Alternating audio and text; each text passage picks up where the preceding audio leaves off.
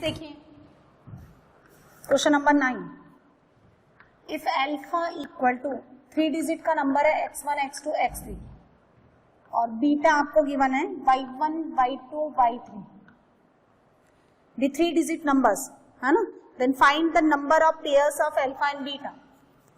Find number of pairs of alpha and beta that can be formed so that alpha can be subtracted from beta without borrowing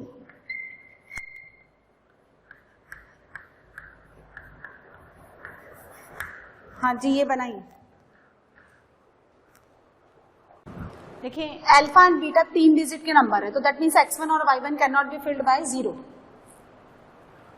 और आपको क्या करना है, beta में से alpha को सब्ट्रैक्ट करना है so that alpha can be subtracted. Beta minus alpha करना विदाउट बोरोइंग।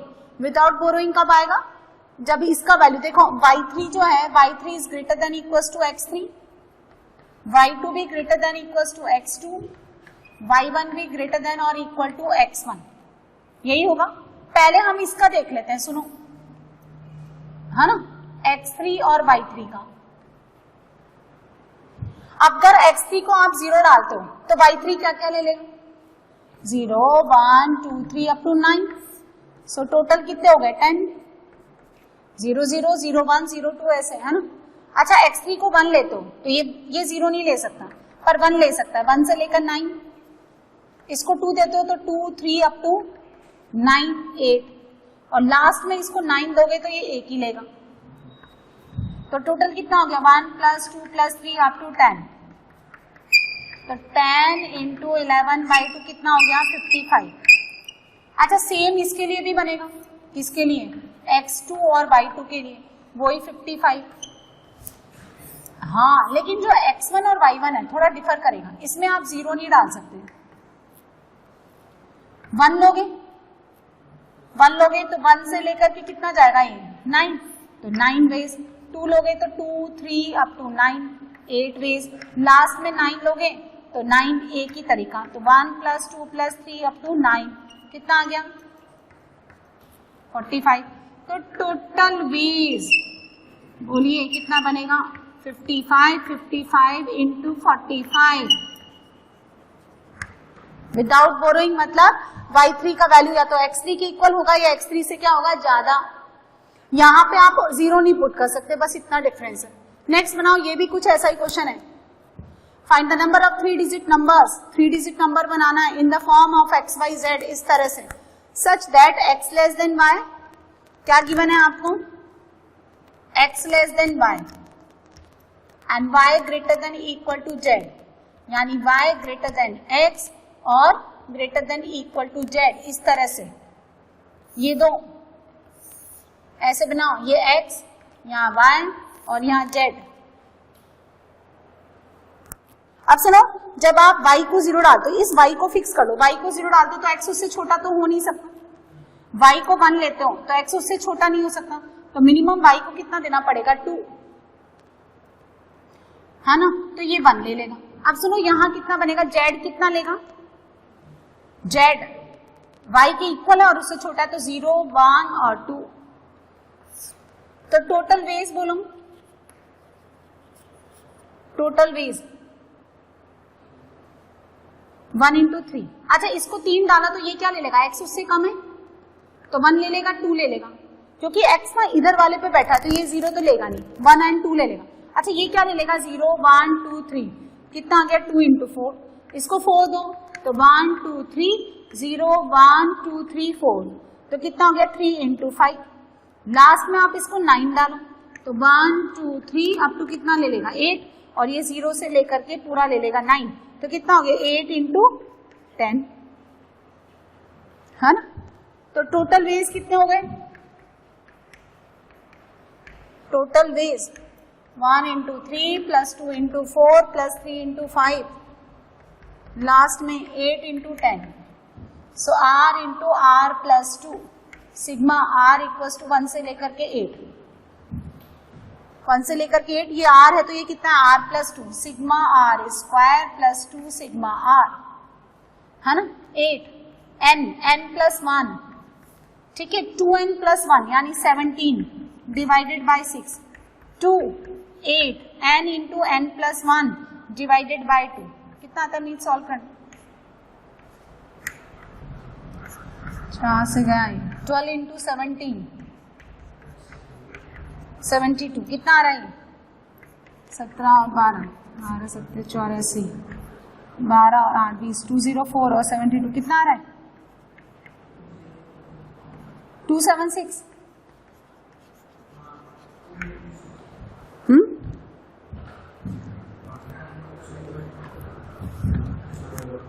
बोलो 276,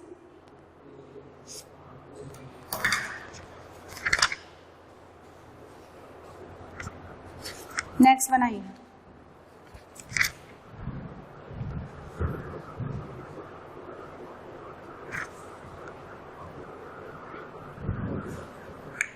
question number 11, if the product of three natural numbers x, y और z is n equals to works of, ये कौन है GIF, find number of ordered triplets,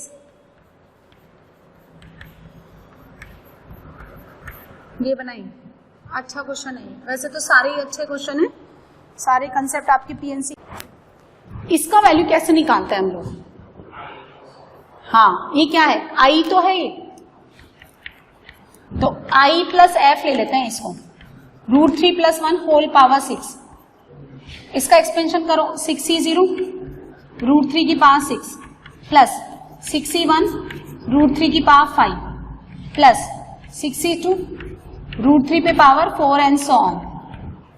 फिर एक conjugate लेते थे हम लोग बाइनोमियल, √3 - 1 होल पावर 6, तो 6e0 √3 raise to 6 minus 6e1 √3 पे पावर 5, फिर प्लस का 6e2 √3 पे पावर 4, फिर माइनस, आपको राइट हैंड साइड में इंटीजर बनाना, तो ऐड करूं या सब्ट्रैक्ट करूं, ऐड, तो i plus f plus g twice 6e0 √3 पे पावर 6 यानी 3 की पावर 3 प्लस 6e2 √3 पे पावर 4 यानी 3 स्क्वायर, 6e4 √3 पे पावर यानी 3 और फिर 6 है ना 66।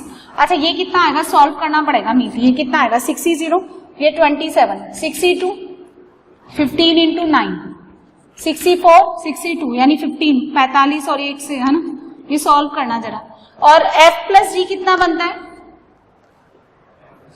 1 है ना, ये इवन इंटीजर है, इंटीजर माइनस, इसके लिए बाइनोमियल का कंसेप्ट पता होना चाहिए, इंटीजर माइनस इंटीजर, इंटीजर तो f प्लस जी, आपका देखो f कितना लाई करता है 0 से लेकर 1 और g भी कितना है 0 से लेकर के 1, तो f प्लस जी एक इंटीजर है 0 से लेकर के 2 प्लस, है ना, तो इंटीजर कितना रहेगा ओनली 1, तो i कितना आ जाएगा, ये सॉल्व कर लो जरा, ये कितना हो गया 27 प्लस 90 और ये 46, और उसमें से आप f प्लस जी यानी -1 कर दो, हाँ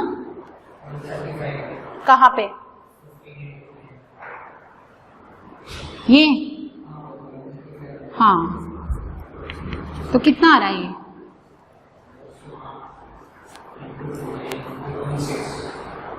416 - 1 415 ना, अच्छा तो XYZ नेचुरल नंबर कितना हो गया 415, इसके फैक्टर 83 का 2 से नहीं जाएगा, 3 से नहीं जाएगा, 4 से 5 से, प्राइम नंबर 7 से भी नहीं जाएगा, ठीक है XYZ ही होगा। इस तरह के क्वेश्चन कैसे बनाते हैं, x को लिखेंगे 5 रेज टू अल्फा 1 83 की पावर बीटा 1, y को लिखते हैं 5 रेज टू अल्फा 2 83 की पावर बीटा 2, z मतलब हम लोग पूरे पीएनसी पे बेस काम कर रहे हैं, तो पूरा पीएनसी आप बच्चे को याद होना चाहिए, पता होना चाहिए कि हर क्वेश्चन में, मैं आपको पढ़ा नहीं रही, मैं जस्ट आपको मिसलेनियस क्वेश्चन करके रिवीजन करवा रही हूँ। तो x into y into z कितना हो गया 5 raise to alpha 1 plus alpha 2 plus alpha 3, और 83 की पावर कितना हो गया beta 1 plus beta 2 plus beta 3। अगर आप कंपेयर करेंगे तो alpha 1 plus alpha 2 plus alpha 3 कितना हो गया 1, और beta 1 plus beta 2 plus beta 3 also 1। तो इसका सोल्यूशन कितना आता है 1 प्लस 3 माइनस 1 C3, है ना। और इसका कितना होता है,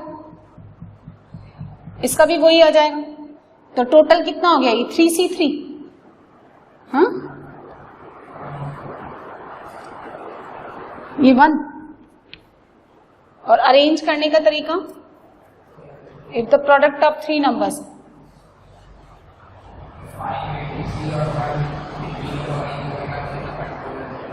हाँ देखो एक मिनट क्या आंसर,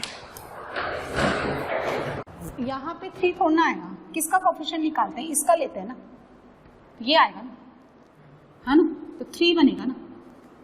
सिमिलरली इसके लिए भी कितना बनेगा 1 प्लस 3 माइनस 1, और यहाँ जो लिखा रहता है उसका कोएफिशिएंट लेते हैं, तो total means answer.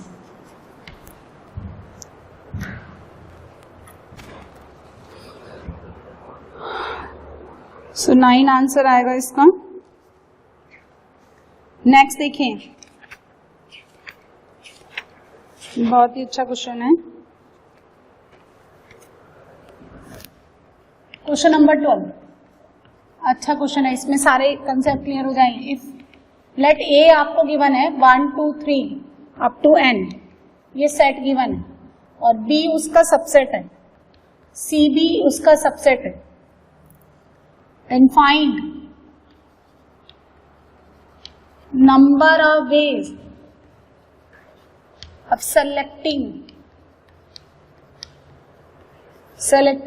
first sets B and C, order pair of B and C, order pair of B and C such that B intersection C equal to 5, null set। Third, unordered pair, पहले order वाला कर लो तुम। Third, order pair of B and C such that B union C A and B intersection C 5। Fourth, order pair of B and C such that B intersection C is singleton।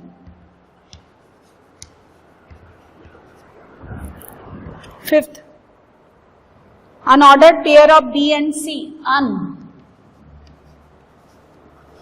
unordered pair of B and C such that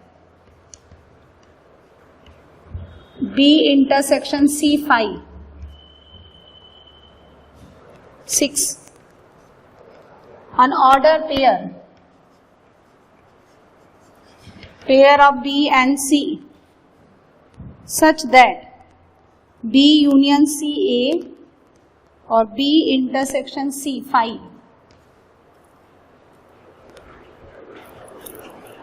So देखो, तुमको sets के बारे में पता है, ये कोई बात नहीं, मतलब नहीं पढ़ा है, लेकिन ये सब तो बहुत बेसिक चीजें। देखो क्वेश्चन नंबर 12 में ए आपके पास एक सेट है जिसके पास n डिस्टिंक्ट एलिमेंट्स हैं,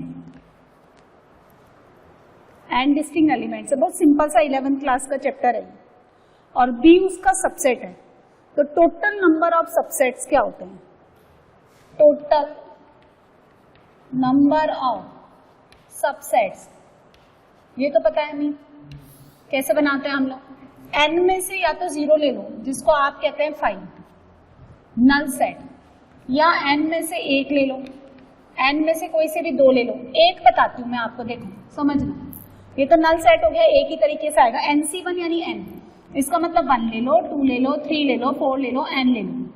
NC2 का मतलब है कोई से भी 2 ले लो, है ना, 1 2 2 1 1 3, है ना, इस तरह से, जैसे 1 के साथ पूरा ले लेते हैं तो 1 2, फिर 1 3, 1 4, फिर 1 n, फिर कितना आएगा 2 1 2 1, है ना,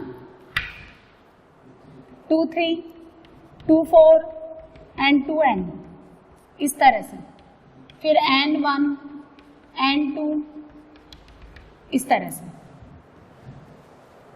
ठीक है। फिर कोई से 3 ले लो, 1 2 3 3 4, इस तरह से, NC3, n डिस्टिंक्ट एलिमेंट्स हैं, और NCn पूरा के पूरा ये बनता है 2 की पावर n, ऐसा। तो पहला question, then find the number of B, यानी B क्या है, इज द सबसेट और equal to A and C is also subset और इक्वल टू A, है ना। तो इस तरह से देखो, ये ऐसे हैं, इस तरह से भी आप वेन डायग्राम से भी बता सकते हो, ये B है और ये C है, ये B है और ये C है, ये पूरा U होता ही है, ये वाला पोर्शन आपका कहलाता है B इंटरसेक्शन C, ये तो आप जानते हो ही। अब देखो, इस पहले वाले क्वेश्चन को मैं 2 तरीके से बता सकती हूँ। सेट B चूज करने का तरीका 2 की power n, set C choose करने का तरीका 2 की पावर n। तो 2 की पावर n, 2 की पावर n कितना हो गया, 4 की पावर n, ये पहले का आंसर।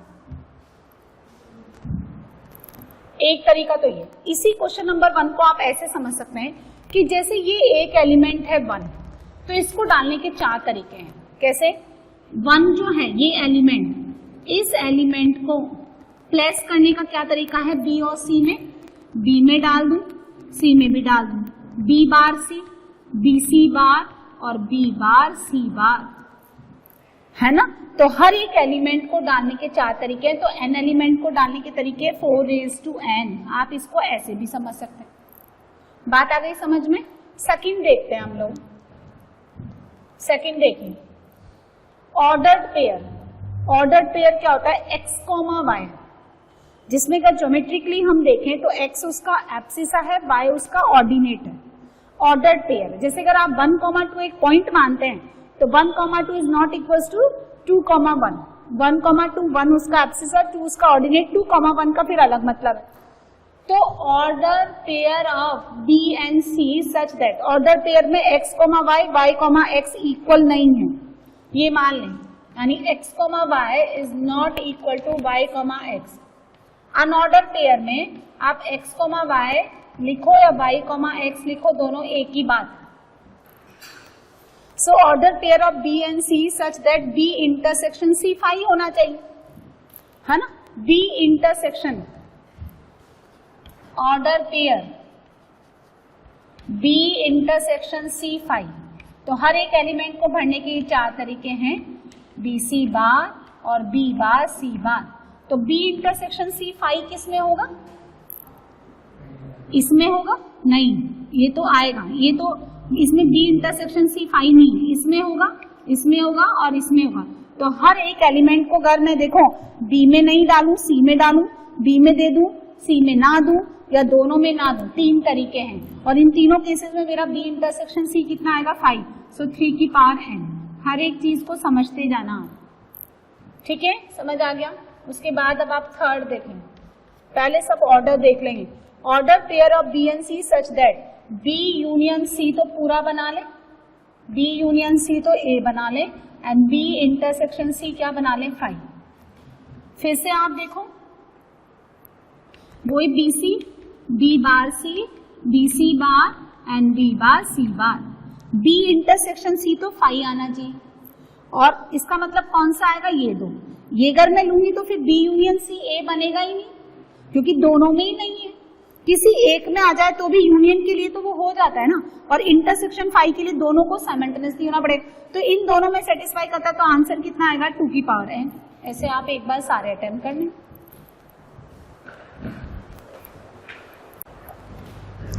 फोर्थ देखो, order pair of B and C such that B intersection C. Singleton का मतलब है एक ही एलिमेंट आना चाहिए, सिंगलटन। अब कौन सा एक एलिमेंट आना चाहिए, तो एन में से कोई सा भी एक एलिमेंट चूज कर दो और उसको बी और सी दोनों में डालने का एक तरीका, बी इंटरसेक्शन सी में आए उसका एक ही तरीका ये वाला। इसमें भी नहीं आएगा, इसमें भी नहीं आएगा, इसमें तो बिल्कुल नहीं आएगा।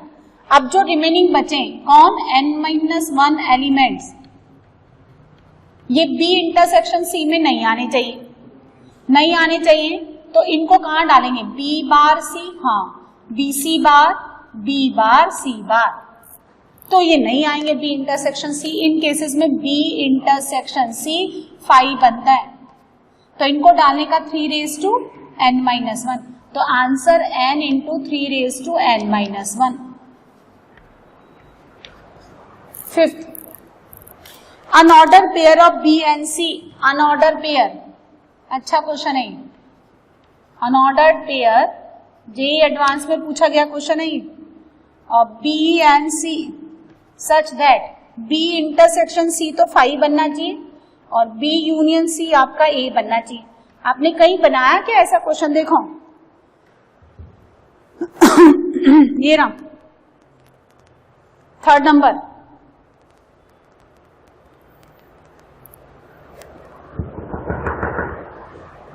ये रहा है ना, हाँ, तो B intersection C 5 unordered pair है।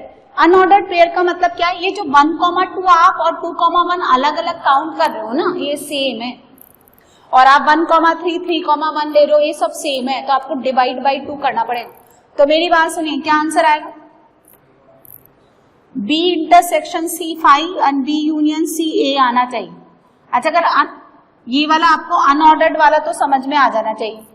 अनऑर्डर्ड का मतलब ये 4 तरीके होते हैं, बी सी, बी बार सी, बी सी बार और बी बार सी बार, ठीक है, तो पूरा बनना चाहिए, यानी ये दो ना, तो क्या करूं आप बताओ, क्या क्या आंसर आएगा, 2 की पावर n/2, हाँ। सो टोटल कितने हो गए, टोटल वेज है ना 2n डिवाइड बाई 2, तो 2n-1। 6 देखो,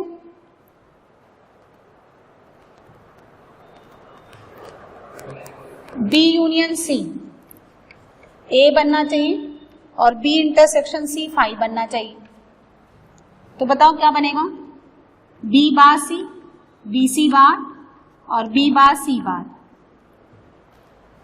है ना, ये बनाया तो है हमने, कहां बनाया है, एक मिनट,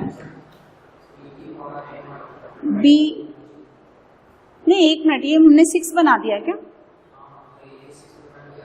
ये ले लिया हमने दोनों को ना, हाँ हमने ये दोनों ले उठा लिया, तो ये कौन सा उठा लिया मैंने, बी यूनियन सी ए और बी इंटरसेक्शन सी 5, ये 6 बना दिया हमने, है ना। 5 देखो, हाँ 5 देखो, ये 5 तो इतना ही है भाई, है ना, हाँ, तो बी ये उसका बना दिया, बी इंटरसेक्शन सी 5 आना चाहिए, बस इतना ही है, ये 5th है, हम लोगों ने ये मर्ज करके उठा लिया, जबकि ये 6 है तो 6 बन गया वो, चलो ठीक, बी इंटरसेक्शन सी 5, तो कौन सा केस आएगा, ये, क्योंकि ये तो आएगा नहीं, तो टोटल कितने बने, टोटल तो 3n। अब इसमें थोड़ा सा सोचने का है ना, क्योंकि इसका मतलब क्या है ना, इसमें क्या है, आपने डिवाइड बाई 2 किया डायरेक्टली, और इसमें 3 की पावर n में से आपको सबट्रैक्ट करना है, बाई 2 क्यों, बाई 2 तो कभी सही होगा ही नहीं, आप देखो तो सही, 3 की पावर n का वैल्यू नेचुरल लेंगे तो ऑड हो गया बेस, है ना, इसका मतलब वो तो गड़बड़ है, कुछ और करना पड़ेगा, सोचो जरा क्या करना है, मतलब आप मैथमेटिकल मत जाओ कि वो ऑड आ रहा है, आप देखो इसमें से क्या सबट्रैक्ट करना है और इसमें क्या डिफरेंस है, दोनों को कोरिलेट करते हुए समझिए। इसमें तुमने बाई 2 क्यों किया? जैसे कोई भी एक एलिमेंट है, उस एलिमेंट को या तो देखो ये वाला है, जैसे ये 6 समझते हैं, ये B है और C है, तो ये वाला ले रहे हैं B बार C। B बार C मतलब यहां डाल दूं मैं, ये B है ये C है, या तो यहां डाल दूं या फिर B बार C, या फिर यहां डाल दूं BC बार या B बार C, ठीक है। अच्छा, इसमें देखो 3n कैसे आ रहे हैं।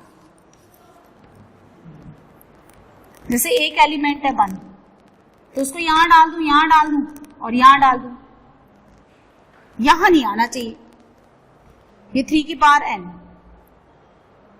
ठीक है।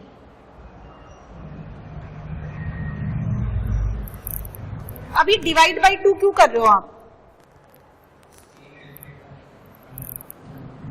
मतलब जैसे कोई भी, जैसे इसको तो तुमने टोटल कैसे माना, 2 की पावर n, पहला एलिमेंट भरने का तरीका ये, दूसरा एलिमेंट भरने का तरीका ये है ना, उसको भी 2 तरीके, तीसरा, तो अनऑर्डर्ड का क्या मतलब है? डिवाइड बाई 2 क्यों कर रहे हो?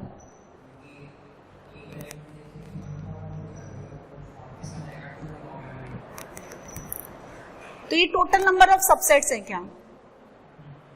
2 की power n, total number of subsets तो 4 की पावर n है B और C के लिए। हाँ, रिक्वायर्ड 2 की पावर n है। हाँ, तो यहाँ पे जैसे 1 2 है, 2 1 है, उसके लिए हमने डिवाइड कर दिया। फिर इसके लिए कैसे सोचेंगे? अब ये आपके पूरे बन रहे हैं ना, ये टोटल बन रहे हैं, तो ये नल सेट का क्या चक्कर है? ये नल जो है, नल आपने लिया, तो नल आप ले रहे हो तो 3 की पावर n टोटल ले रहे हो, तो इसको डिवाइड बाई 2 थोड़ा ना कर सकते हैं, इसके अंदर ये भी तो है नल सेट। ये तो एक ही बार आ रहा है ना, ये तो एक ही बार आ रहा है, तो डिवाइड बाई 2 कैसे करोगे? किसके लिए? कौन से क्वेश्चन की बात कर रहे हो? ये, हाँ, तो इसमें तो नहीं आ रहा ना, B यूनियन C अगर आपका पूरा A बनेगा तो इसमें नल वाला केस नहीं है ना। हाँ, इसमें नल वाला केस नहीं है, इसलिए तो डिवाइड बाई 2 किया। इसमें अगर आप नल वाला केस लेंगे तो B यूनियन C A बनेगा ही नहीं, इसमें वो नहीं है ना, ओनली B इंटरसेक्शन C 5 है। इसका मतलब क्या है? इसमें नल्स वाला केस लेना पड़ेगा, इसमें तो नल वाला केस है ही नहीं, ये वाला केस इंक्लूडेड नहीं है, नॉट इंक्लूडेड। अगर आप ये लेंगे तो आपका B यूनियन C A बनेगा ही नहीं, लेकिन इसमें तो आएगा ना। तो हम क्या करेंगे? रिक्वायर्ड बेस कैसे लिखेंगे आप बताओ? 3n और 5 वाला केस घटा दो और फिर डिवाइड बाई 2। लेकिन वो नल सेट भी तो एक केस है,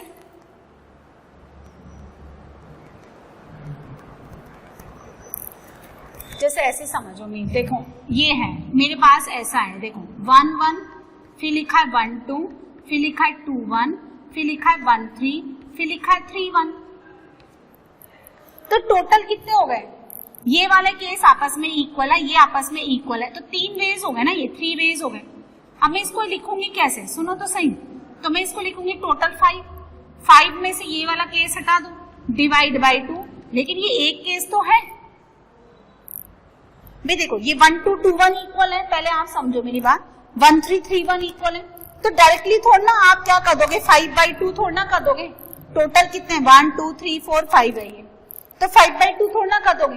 5 बाई 2 क्यों? ये तो 2 बार रिपीट ही नहीं करना। तो हम क्या करेंगे, पहले इसको हटा देंगे, कितने तरीके से? -1। अब डिवाइड बाई 2 कर दो, लेकिन एक ये खुद भी तो है, तो ये कितना आ गया? 5 - 1 यानी 4 बाई 2, 2 2 + 1 3 वेज। तो मैंने ये नल वाला सेट हटा दिया, फिर डिवाइड बाई 2 कर दिया। किसके लिए? 1 2 2 1 1 3 3 1 2 5 5 2, इसके लिए n1 1 n, और लेकिन नल सेट भी तो है, ये आंसर है। अब कोई डाउट है तो बोलो। और उसमें नल सेट का केस था ही नहीं, तो डायरेक्टली कितना करना है, डिवाइड बाई 2, है ना। Question number 13, in a class a teacher, लिखें, in a class a teacher has 25 kids, in a class 25 kids, a teacher has 25 kids, she takes 5 of them at a time, she takes 5 of them at a time to zoological garden, zoological garden, ठीक है, without taking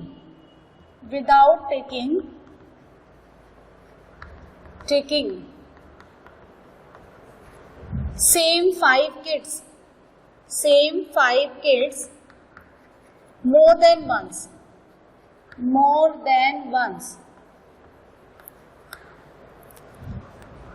then find the number of visits,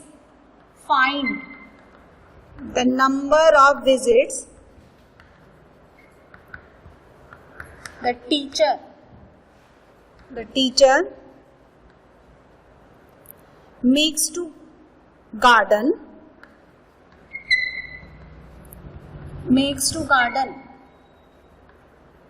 exceeds that of a kid,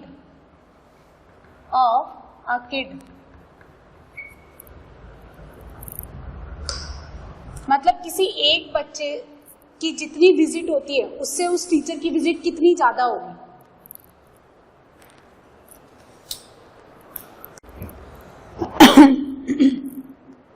बोलो,